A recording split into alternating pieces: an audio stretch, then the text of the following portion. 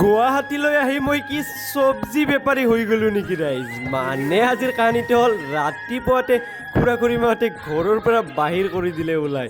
মানে আপোনালোকে বেলেগকৈ নাভাবিব, যা অলপ চব্জি বাৰীৰ পৰা কিবা অলপ ছিঙি লৈ আহ। হাতত মই কাঁচিখনৰ লগত বেগখন লৈ ৱাল বগাই জঁপিয়াই আহিলোঁ চব্জি বাৰীখনত, আৰু আহিয়ে দেখিলোঁ পূৰা ৰঙালাও গছত ৰঙালাওৰ ফুল লাগি আছে।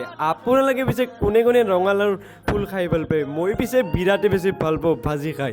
আৰু এইফালে ভোলো লাগি আছে এটা দুটা, লগতে তিতা কেৰেলাও। আৰু এনেকুৱা ঘৰৰ ফ্ৰেছ চব্জি খাব পালে এনেও কিনো লাগে ৰাইজ। আৰু এইপিনে পূৰা কাচকলৰ মিস্ত্ৰী খুৰা এজনক কাটিব দিলোঁ, আৰু এইপিনে এটা পূৰা গোল গোল পানীলাও লাগি আছে। মোৰ পিছে পানীলাওটো কাটিব পাই বিৰাটেই বেছি ফূৰ্তি লাগি আছে। মানে ঘৰৰ বস্তু এনেকুৱাকৈ কাটি মজাটোৱে বেলেগ। আৰু গছৰ পৰা ধুনীয়াকৈ কাটি লৈ আহি মই চব্জি বেপাৰী হৈ গ'লোঁ নেকি ৰাইজ।